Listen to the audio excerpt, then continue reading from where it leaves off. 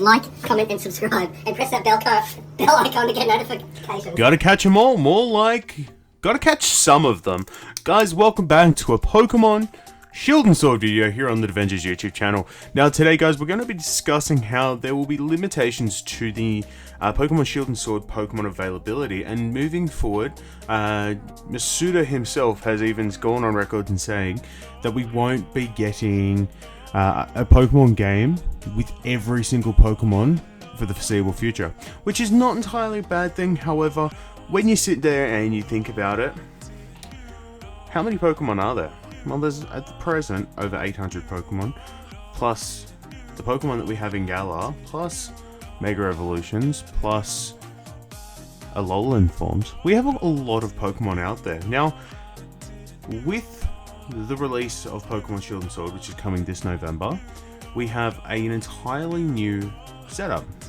This has basically just turned the competitive scene on its head. Now, I know we make that joke, and we've said that when it comes to Z moves and when it comes to Mega Evolution, but now it is entirely different. We're going to be dealing with at least, we'll say about 100 new Pokemon, as well as potentially, from what rumors have said, 200 to 300 other Pokemon that have been in previous generations.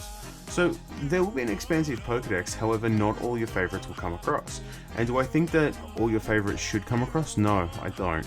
There are some Pokemon that should be in the game, for example, Wingull, and I will just use Wingull as an example, as it is a seagull Pokemon.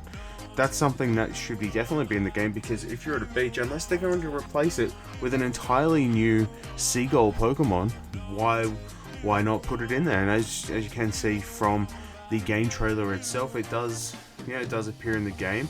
I believe that we also have Bunnelby, for example, Machoke, a few other ones there. Now, I personally am excited to see what they do, because basically we're taking a competitive scene that we've had for quite a long time, with, when you look at it, X and Y, Sun and Moon, Auras. Now we're taking a game that we've had, a competitive scene. We've added a whole bunch of new Pokemon with the release of Sun and Moon, Ultra Sun, Ultra Moon, etc. And we've gone from there. We've added new Megas when it's come to Auras. But this actually does take the competitive scene and the base team that you would normally have and go, okay, it's going to change, because we've got maybe a Pokedex of say 400, 450 Pokemon to deal with, instead of potentially close to 1,000 with total permanent national dex. Now, people have been saying that, hey, how come we don't have a national dex? Technically speaking, in Generation 7 we also didn't have a national dex. We could move Pokemon over basically straight away, but we did not have the national dex. I say straight away, it was a while before the compatibility for Sun and Moon was there, but you know what I mean. Now, do I think that this is going to be a good thing? Heck yeah, I do. I think that this is going to be something that will help new players to the series. I think it was something that older players can get back in. I remember a time around Gen 5, basically breeding your Pokemon for the stats you wanted. More so in Gen 6 for myself, but breeding what you needed, going for that high IV and working through like that. And that's where Pokemon Home will be able to bring over some of the Pokemon that that are available in the Galar Dex. That is amazing in and itself, and won't be released for a few months after the game comes out, and that is awesome. But at the exact same time, we don't need that many Pokemon. Like, as a strategic playthrough of the game, when you guys think back to Black and White, we didn't have any prior Pokemon, I don't believe, during that entire game. And then in the post game is where we did get some of those.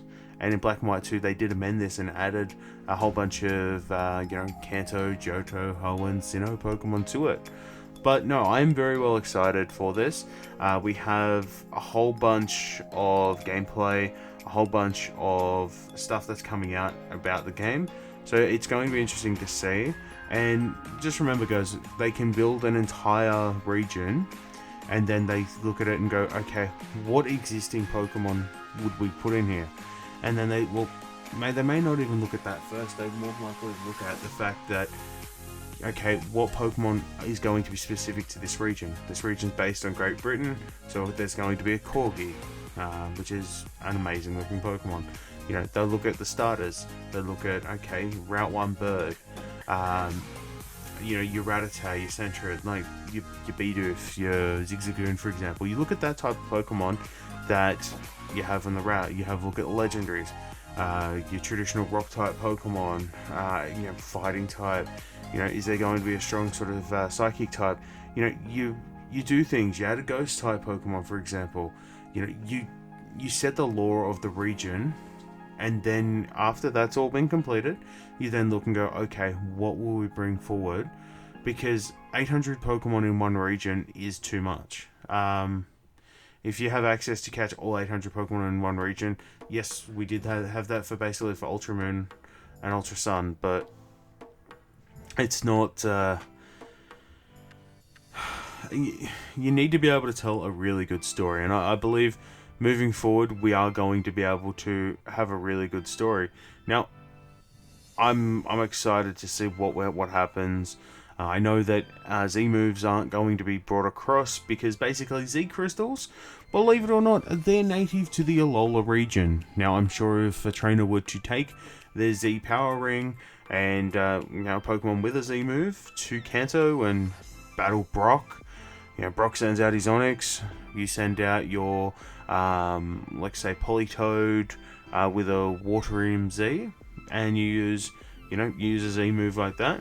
For example, you know, Z Belly Drum, just to throw it out there, or you know, just use any move like that. You know, that would be fine, but you won't be able to find and use Z crystals everywhere in the world. Now, that's kind of like with Mega Evolution when it came to Kalos. Like, Mega Evolution is where Kalos is where it began. However, they also did tie that into Auras, where you had you know, Rayquaza also being one of the first Pokemon to be able to Mega Evolve. And what they hint at is that Rayquaza was the first Pokemon to be able to Mega Evolve, and then Lucario was the next one. Now, you know, I'm glad that they've removed it from the game because, you know, we've got Dynamax, so it'd be interesting to see, or Gigantamax, I think another term was for it. So it'd be interesting to see, you know, a Pokemon that gets Gigantified, or, you know, gets, you know, enlarged, and then Mega Evolves, or uses a Z move, would just become too overpowered. And, you know, I mean, yeah, they could always just use the rule of, well, if a Pokemon's holding a Z Crystal or a Mega Stone, it can't do that. Yes, that's fair, but it'd be interesting to see. Also, I'm interested to see whether or not they do any of the Galar forms like we've heard rumors of. But guys, I'm going to wrap it up there today. Now, I really appreciate you guys sitting through and listening to this if you have. Now, I'm going to ask that you guys hit the like button if you like what we've discussed today. If you'd like to see more Shield and Sword content coming to the channel, make sure you do that. Leave a comment below. You can always follow me on Twitter at HeatonInc. You can also follow me here, where I'll be starting to upload a whole bunch of new content. Now, stay on board. We're going to be doing some fun and exciting different types of content, and we're going from there. Make sure you have a great day, and we'll talk soon. Bye for now.